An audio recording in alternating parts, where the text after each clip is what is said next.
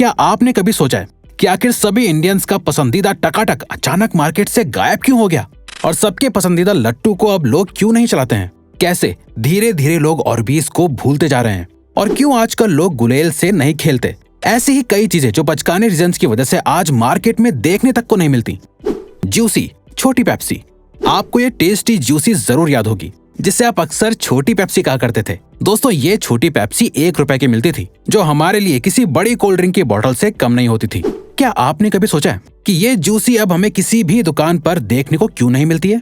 दरअसल दोस्तों, जब ये जूसी बहुत ज्यादा खरीदी और बेची जा रही थी, तब इस जूसी पर बहुत से एलिगेशंस लगाए जा रहे थे, जैसे इसको बनाने के लिए गंदे पानी का इस्तेमाल किया जाता है और हाइजीन का भी ख्याल नहीं रखा जाता था। इसके अलावा दोस्तों, इन एलिगेशंस को गलत साबित करने वाला कोई भी नहीं था, क्योंकि ये जूसीस कोई बड़ी कंपनी नहीं बनाती थी, बल्कि ये जूसीस तो असल में लोकल बिजनेस था, जिसको लोग अपने घरों में ही बनाते और पैक करके बेचते थे। यही वजह है कि ये टेस्टी जूसी अब आपको कहीं भी देखने को नहीं मिलती है। लट्टू। दोस्तों, 20s के बच्चों के लिए लट्टू किसी रिमोट वाली कार या वीडियो गेम से कम नहीं था। आजकल के बच्चों को तो शायद लट्टू का नाम और उसके बारे में पता भी नहीं होगा, लेकिन क्या आप जानते हैं कि लट्टू को अचानक से लोग क्यों भूल गए? अब तो ये लट्टू गांव जैसे एरिया में भी देखने को नहीं मिलता है, जहां लट्टू का एक अलग ही क्रेज हुआ करता था। दरअसल दोस्तों, आज के मॉडर्न पेरेंट्स अपने बच्चों की सेफ्टी को बहुत ज्यादा प्रेफरेंस देते हैं। इन्हीं मॉडर्न पेरेंट्स का मानना था कि लट्टू की नुकीली नोक से बच्चों को चोट लग सकती है। इसके अलावा आजकल के बच्चों को भी लट्टू ज्यादा इंटरेस्टिंग नहीं लगता है, बल्कि लट्टू की जगह बच्चे बे ब्लेड जैसे रोलर्स को पसंद करने लगे थे, जिसके अंदर उन्हें अलग अलग वेराइटीज भी मिल जाती थी। और फिर बे ब्लेड्स भी अब कोई यूज नहीं करता। लेकिन दोस्तों, ये कहना गलत नहीं होगा कि लट्टू को चलाने का एक अलग ही एक्सपीरियंस होता था, और तो और लट्टू को चलाने के लिए भी स्किल्स की जरूरत होती थी। ऑर्बीज। दोस्तों, ये रंग बिरंगी ऑर्बीज आपको जरूर याद होंगी, लेकिन क्या आप जानते हैं इन गोलियों को असल में ऑर्बीज कहा जाता है। आपने भी अपनी पॉकेट मनी के पैसों से इन गोलियों को जरूर खरीदा होगा। इन गोलियों की सबसे अच्छी बात यह थी कि ये बड़ी होने के लिए लगभग 2 से 3 दिन का वक्त लेती थी, लेकिन बड़े होने के बाद ये बेहद खूबसूरत लगती थी। सबसे हैरानी की बात यह है कि इनके बड़े होने का इंतजार हम बेसब्री से किया करते थे। वैसे क्या आपको पता है कि अब ये गोलियां देखने को क्यों नहीं मिलती हैं?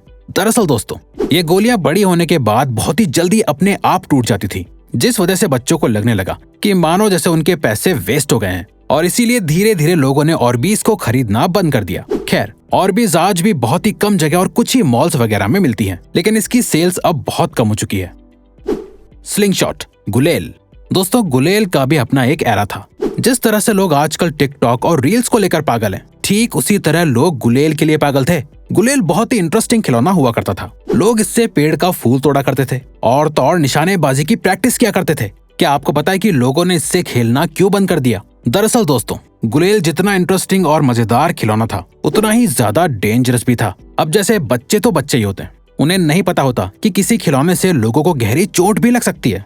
आपस में खेलते वक्त अक्सर गुलेल से दूसरे बच्चों को चोट लग जाती थी, बल्कि कुछ बच्चे तो दूसरे लोगों को परेशान करने के लिए भी स्लिंग शॉट से उन पर निशाना लगाते थे। अब इतनी सारी शिकायतों के बाद कुछ जगहों पर स्लिंग शॉट को बैन कर दिया गया था, जिसके बाद गुलेल के प्रोडक्शन में बहुत गिरावट आई थी। फिर धीरे धीरे मार्केट में और भी ज्यादा सेफ खिलौने आने लगे और लोगों ने गुलेल से खेलना बंद कर दिया। Playing candy. आपको ये खेलने वाली कैंडीज तो याद ही होंगी। इस कैंडी का भी अपना ही एक अलग ही मजा हुआ करता था। इन कैंडीज को बच्चे प्लेइंग कैंडी कहा करते थे।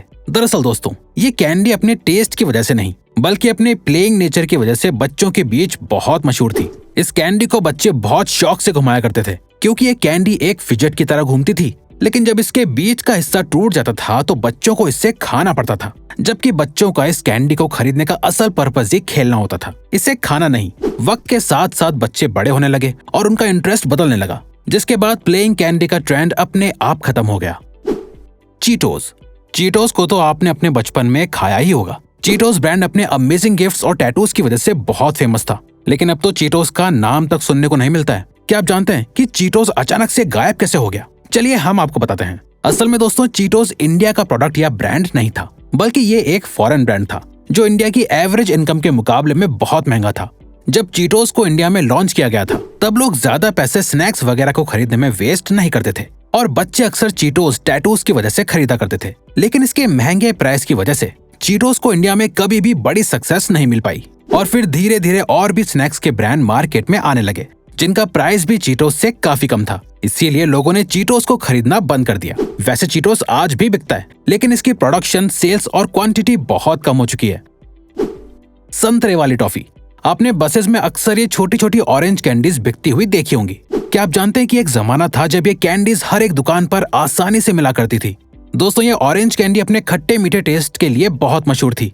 सबसे अच्छी बात ये थी कि ये 1 रुपए की 4 कैंडीज मिला करती थी, जो शायद सबसे सस्ती हुआ करती थी, और लोग भी इन कैंडीज को खाना बहुत पसंद करते थे।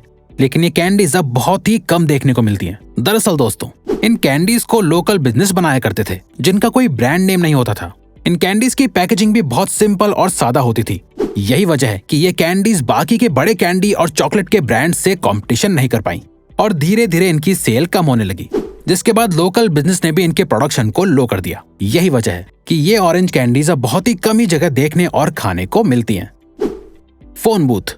फोन बूथ की इंपॉर्टेंस सिर्फ 20s के लोग ही समझ सकते हैं। उनके लिए फोन बूथ किसी सुपर कंप्यूटर से कम नहीं हुआ करता था। एक जमाना हुआ करता था जब छोटी से छोटी और बड़ी से बड़ी बात करने के लिए फोन बूथ लोगों की जिंदगी का एक इम्पोर्टेंट हिस्सा होता था। लोग फोन बूथ का बहुत इस्तेमाल करते थे, बल्कि फोन बूथ भी एरिया के हर कोने में लगे हुए होते थे।